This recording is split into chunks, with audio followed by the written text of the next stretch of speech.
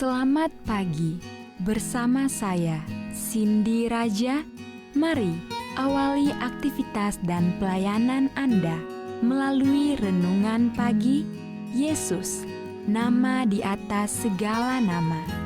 Yesus adalah Alfa dan Omega, pencipta langit dan bumi, pemberi setiap pemberian yang baik dan sempurna, dan pemikul beban besar kita.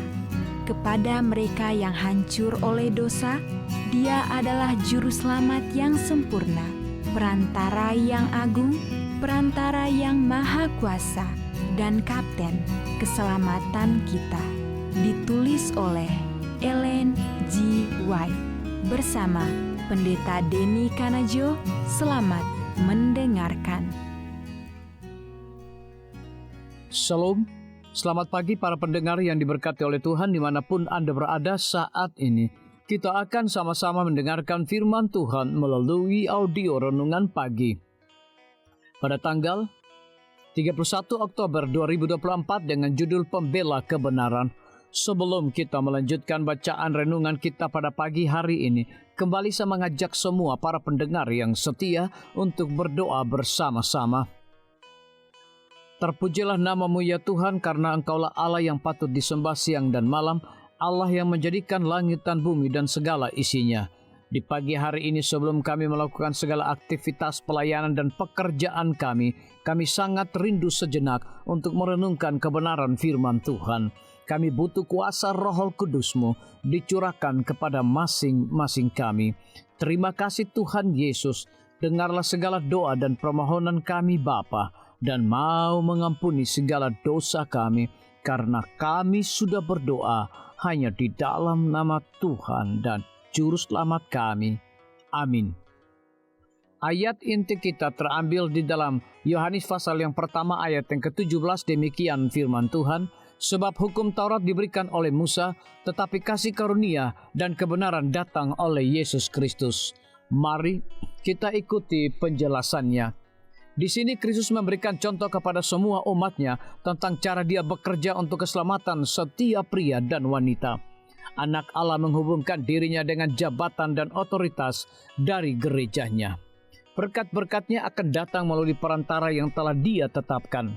Dengan demikian umat manusia terhubung dengan saluran yang melaluinya berkat-berkatnya mengalir.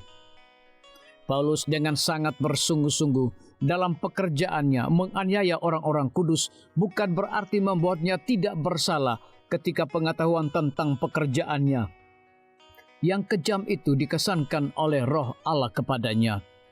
Ia harus menjadi pelajar dari para murid. Dia menemukan bahwa Yesus yang dalam kebutannya dia anggap sebagai penyesat sesungguhnya adalah yang mendirikan dan yang merupakan fondasi dari semua agama umat pilihan Tuhan sejak zaman Adam. Dan dia juga adalah penyempurna iman yang sekarang begitu jelas bagi penglihatannya yang tercerahkan. Dia melihat Kristus sebagai pembela kebenaran, kegenapan semua nubuatan. Awalnya Kristus disangka mencoba menghilangkan pengaruh hukum Allah, tetapi ketika penglihatan rohaninya disentuh oleh jari Allah, Dia mengetahui dari para muridnya bahwa Kristus adalah yang menetapkan dan dasar dari seluruh sistem pengorbanan Yahudi, bahwa di dalam kematian lambang menemui perwujudannya, dan bahwa Kristus datang ke dunia ini untuk tujuan yang nyata, yaitu untuk mempertahankan kebenaran setiap hukum Bapaknya. Dalam terang hukum Dia melihat dirinya sebagai orang berdosa. Hukum yang Dia pikir telah Dia patuhi dengan begitu bersemangat, Dia temukan telah Dia langgar. Dalam terang hukum itu Paulus mendapati dirinya sebagai orang berdosa. Di dalam hukum itu yang dia pikir telah dia turuti dengan begitu sungguh-sungguh, dia mendapati dirinya pelanggar. Dalam terang hukum itu, ia melihat dirinya sebagai orang berdosa yang harus mati bagi dosa sesuai tuntutan hukum Allah itu. Dia bertobat dari dosa-dosanya dan beriman kepada Yesus Kristus sebagai juru selamatnya. Dibaptis, kemudian memberikan Yesus dengan kesungguh-sungguhan dan semangat yang sama seperti sebelumnya ketika ia pernah mengutuki Yesus. Pengalaman pertobatan Paulus memberikan kepada kita prinsip-prinsip penting yang harus selalu kita ingat. Penebus dunia tidak memberi sanksi terhadap pengalaman dan aktivitas perihal keagamaan di luar dari gerejanya yang terorganisasi dan diakui yang dia miliki. Letter 54 tahun 1874. Renungkan lebih dalam. Pernahkah saya mendapat penglihatan tentang Yesus, dan jika ya, perbedaan apakah yang dihasilkan olehnya dalam hal saya mempraktikkan iman saya? Biarlah bacaan renungan kita saat ini akan menjadi berkat bagi kita semua. Kembali saya mengajak semua para pendengar yang setia untuk berdoa bersama-sama. Bapa kami yang bersemayam di dalam takhta kerajaan sorga, terima kasih Tuhan Yesus, oleh karena firman-Mu pada pagi hari ini memberikan berkat, kekuatan, sukacita rohani bagi pertumbuhan iman kami masing-masing.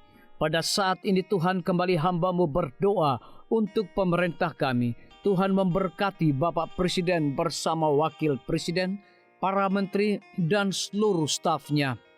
Bapak Gubernur bersama wakil, Bapak Bupati bersama wakil, Bapak Wali Kota bersama wakil, camat dan seluruh stafnya, kepala desa, lurah, RT, RW, dimanapun mereka berada saat ini.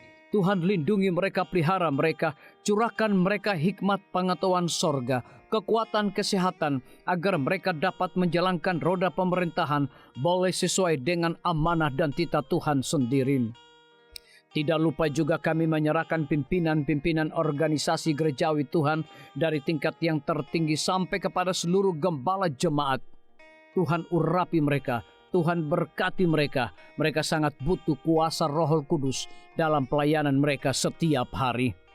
Para tim medis, Tuhan berkati dokter umum, dokter spesialis, perawat bidan, para apoteker, dan semua yang memberikan waktu dan tenaga mereka melayani di rumah sakit, puskesmas, bahkan pustu kepada setiap para pasien yang datang membutuhkan pertolongan pelayanan mereka. Engkau berikan mereka sukacita sorga, roh dedikasi yang tinggi, agar mereka dapat memberikan pelayanan yang terbaik, sehingga dengan bantuan dan jamahan Tuhan, semua para pasien dapat memperoleh kesembuhan.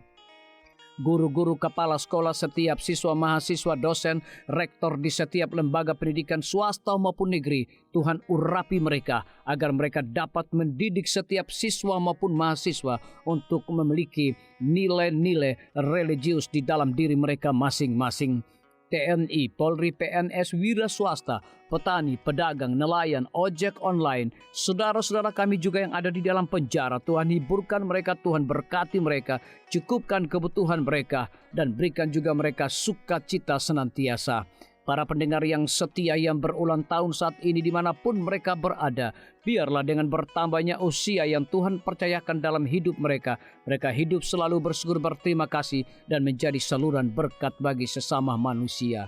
Yang berada di dalam kebimbangan ketidakpastian hidup, Tuhan juga berikan iman yang teguh kepada mereka. Terima kasih Tuhan Yesus, ampuni kami Bapa, karena kami sudah berdoa hanya di dalam nama Tuhan dan Juru Selamat kami. Amin. Demikian firman Tuhan yang telah kita dengarkan. Semoga hari ini menjadi berkat bagi kita semua. Sampai jumpa, Tuhan memberkati.